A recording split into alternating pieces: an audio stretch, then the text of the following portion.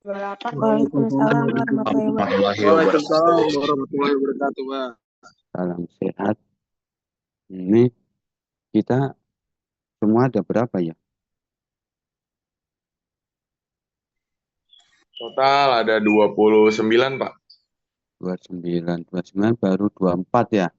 24 satu izin. Iya, Pak, betul. Berarti 4 lagi ya. Sekarang model absensinya harus langsung ya.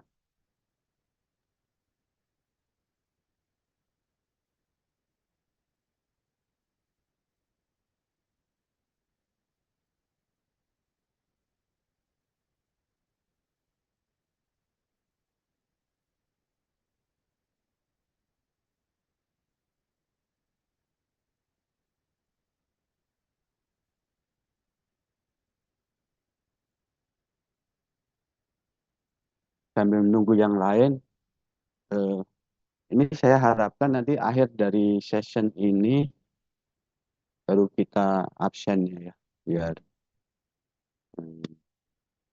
ini.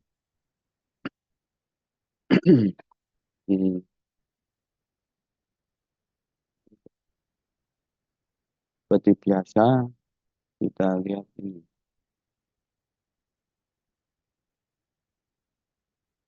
Kita lihat film dulu ya.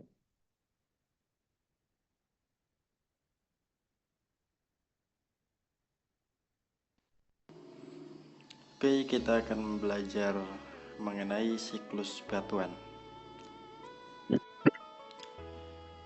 Siklus batuan merupakan proses perputaran batuan mulai dari magma. Ini suara sama gambarnya kelihatan ya? Aman, Pak. Aman, Pak. Jelas, Pak.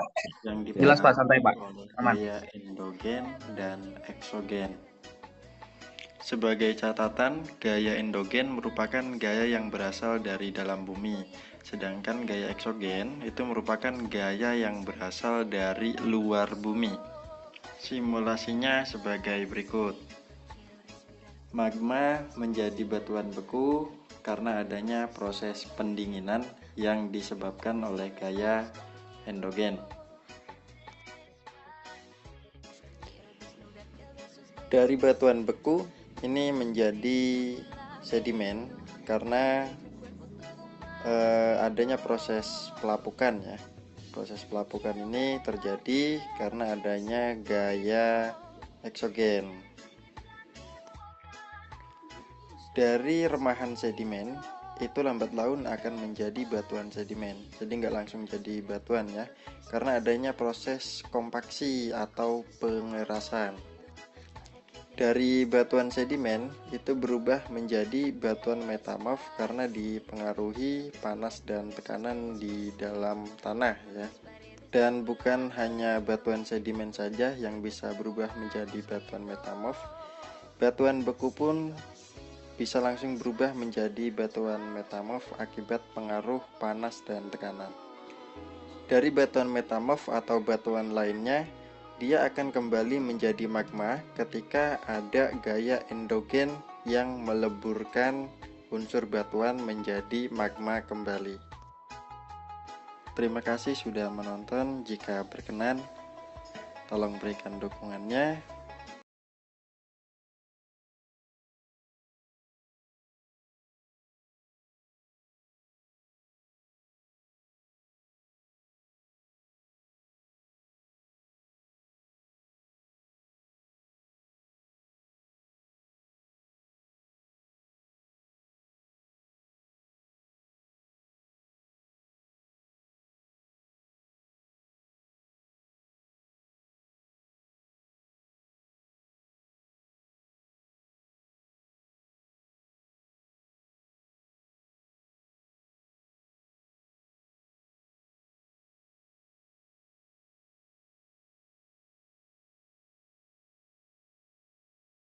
Kita masuk ke pokok bahasan yang pertama, pengantar di materi mata kuliah mekanika tanah. Nah, sebelum kita mengetahui bagaimanakah parameter-parameter yang harus diketahui atau diteliti dalam mekanika tanah, kenalan dulu dengan materialnya, yaitu si tanah itu sendiri. Nah, mungkin saya akan jelaskan asal-usul terbentuknya tanah dari mana, kemudian sehingga kalau kita tahu asal-usulnya, nanti kita bisa tahu kira-kira, oh sifatnya seperti ini, perilakunya seperti ini, sehingga bisa kita mengenali jauh lebih baik. Oke, saya mulai. Jadi, apa itu tanah? Ini kita akan belajar definisi tanah dulu ya. Jadi, tanah itu adalah material yang terdiri dari butiran-butiran mineral, padat gitu ya, agregat atau agregat disebutnya, yang tidak tersementasi satu sama lain. Nah, maksud di sini adalah, kalau dia material agregatnya ini tersementasi maksudnya adalah terekatkan satu dengan lain, itu dia nanti jadinya adalah batuan. Nah, kalau dia tidak tersementasi alias dia terpisah satu dengan yang lain, maka dia masuk ke dalam tanah. Dan atau bahan organik yang melapuk. Nah, ini bisa dari misalkan pohon, rumput, daun gitu yang memang melalui proses pelapukan, dia akan menjadi butiran tanah juga. Di mana di antara butiran terdapat ruang-ruang kosong yang terisi oleh zat cair dan udara. Jadi tanah itu nanti di antara tanah-tanah itu terisi biasanya oleh rongga, rongganya bisa diisi oleh air ataupun udara. Nah, ilmu yang mempelajarinya biasanya adalah ilmu geoteknik. Nah, geoteknik ini ada yang nantinya cabang ilmunya ada rock mekanik yang memang mempelajari tentang batuan gitu ya, mekanika batuan, dan juga soil mekanik yang mempelajari tentang tanah. Nah, kita kali ini nanti akan ke arah soil mekanik atau mekanika tanah. Oke, nah ini perbedaan utama tanah dan batuan apa kira-kira? Nah, kalau tanah tadi ya, karena tidak ada unsur tersementasi, dia relatif lebih mudah terurai menjadi unsur mineral atau partikel-partikel organik. Nah, kalau batuan atau rock ini memiliki sifat ikatan internal atau kohesi, dan juga akibat kayak tadi adanya pengaruh sementasi material yang mengikat agregat satu dengan lainnya, sehingga dia mampu mempertahankan ikatan antar butirannya secara kuat. Oke. Nah, ruang lingkupnya apa kira-kira yang akan kita pelajari? Nah, ini karena tadi saya sampaikan ya, tanah ini mau tidak mau, suka tidak suka, harus kita pelajari karena pasti akan menggunakan material tanah ini sebagai salah satu material konstruksi, bahkan digunakan untuk menempatkan konstruksi kita, yaitu pondasi.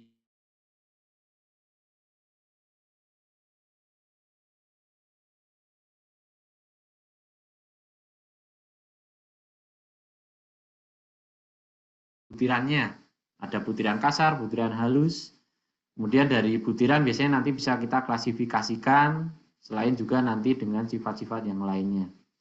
Kemudian kemampuan dia mengalirkan air. Nah, ini harus diperhatikan juga.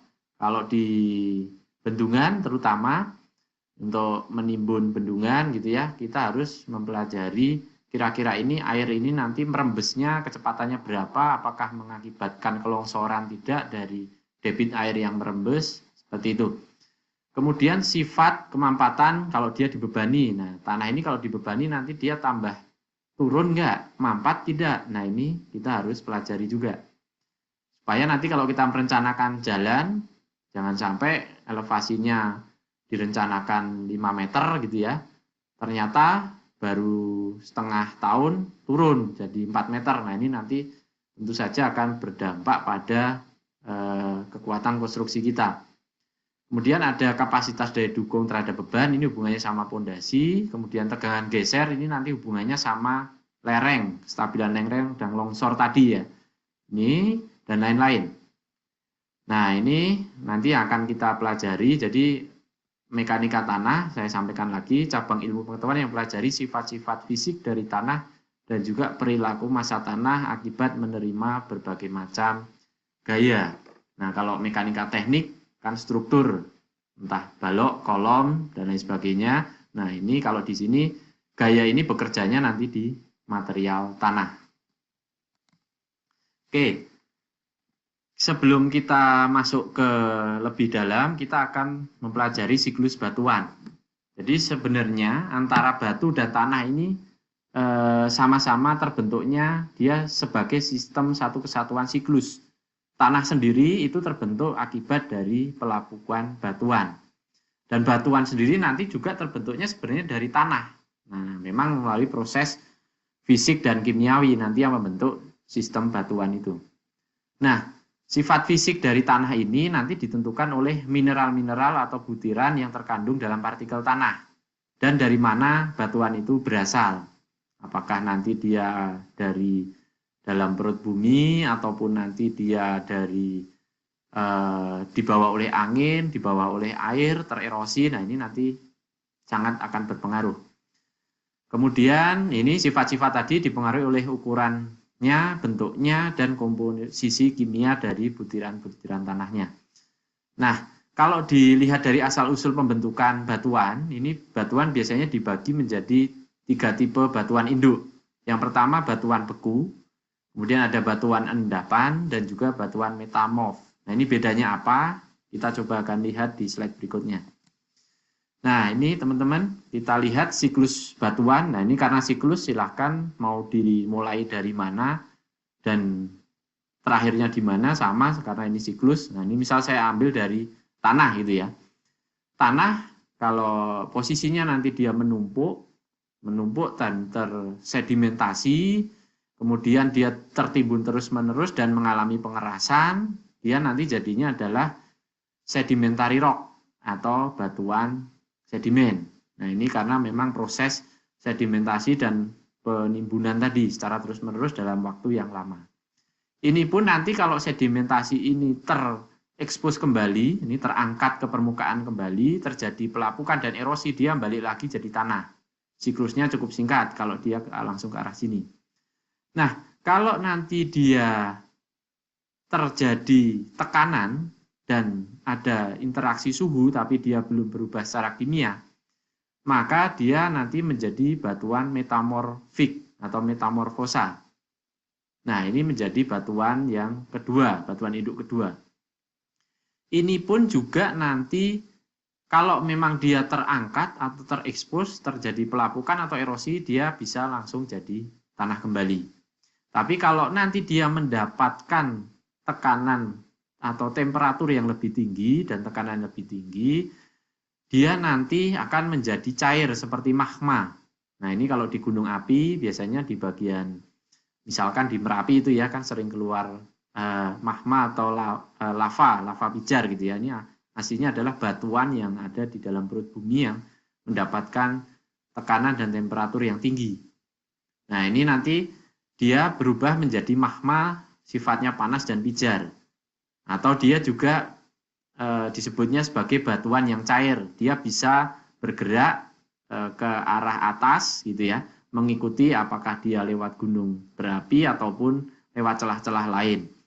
Nah, nanti dia akan terjadi misalkan kalau di gunung berapi erupsi gitu ya, sehingga si lava tadi akan keluar ke permukaan tanah, terjadi proses pembekuan akibat interaksi dengan lingkungan, dia menjadi batuan beku. Nah, batuan beku ini kalau nantinya terbawa atau tererosi oleh hujan maupun oleh aliran air, dia dan juga terjadi pelapukan, maka dia menjadi tanah kembali. Ataupun kalau batuan beku ini ternyata nanti masih mendapatkan temperatur atau tekanan yang tinggi, nanti dia bisa dapat atau berubah menjadi batuan metamorfosa. Nah, ini siklus-siklus inilah sebenarnya antara tanah dan batuan ini membentuk suatu siklus. Jadi asal tanah itu ya asalnya dari batuan, batu sendiri ya asalnya memang dari si tanah gitu ya. Jadi ilmu soil mekanik dan rock mekanik dan soil mekanik ini sangat-sangat saling berhubungan. Hanya beda yang dikaji antara tanah dan batuan. Oke, nah tadi disebutkan di sana ada mineral. Sebenarnya mineral ini apa? Mineral adalah senyawa kimia yang dia homogen, non-organik, dan membentuk sistem yang teratur seperti kristal. Dan kejadian ini terbentuk secara alami. Nah, jadi mineral itu sebenarnya terdiri dari komposisi dan struktur kristal. Ya, inti dari suatu mineral. Nah, mineral utama di dalam tanah dan batuan itu ada yang pertama namanya silicate. Ya. Kemudian yang kedua ada karbonis atau karbon, kemudian ada oxide, dan satunya lagi yang kelompok mineral seperti garam-garaman gitu ya. Di sini ada gypsum, ada NaCl kan garam ini dan lain sebagainya. Ini adalah unsur-unsur pembentuk dari mineral. Nah, contohnya kalau mineral lempung. Lempung ini disusun oleh senyawa aluminium silikat atau aluminium oktahedra. Nah, dia yang membentuk struktur yang kompleks, bisa elemennya itu terdiri dari misalkan silikat tetrahedra ataupun aluminium oktahedra. Kalau kita belajar kimia ya di SMA, tetra ini kan 4, hidra ini tangan. Nah, silikat ini adalah unsur utamanya yang dia dikelilingi oleh 4 tangan berupa unsur-unsur dari oksigen. Nah, ini adalah silikat tetrahedra. Nah, tetrahedra tunggal seperti ini, nanti kalau yang dia lembaran silika berarti seperti ini. Nah, kalau aluminium oktahedra berarti susunnya dikelilingi oleh 8 tangan. Aluminium, nah kalau dia bentuknya lembaran adalah seperti ini. Nah, ini salah satu contoh senyawa dalam lempung. Yang lain berbeda. Disampaikan di tanah ada pergerakan yang dia bisa menyebabkan dari batuan yang ada di dasar tanah bisa naik ke atas sehingga nanti tersedimentasi ataupun tererosi, terlapukkan menjadi tanah. Nah, ini salah satu yang menyebabkan adalah tipe-tipe dari patahan atau fault. Nah, ini biasanya terjadi akibat pergerakan tektonik, bisa dari gempa bumi gitu ya. Nah, ini contohnya misalkan kalau sebelum adanya patahan seperti ini, nah ini tipe-tipe patahan, bisa dia patahannya antara tegak lurus naik turun seperti ini sama antara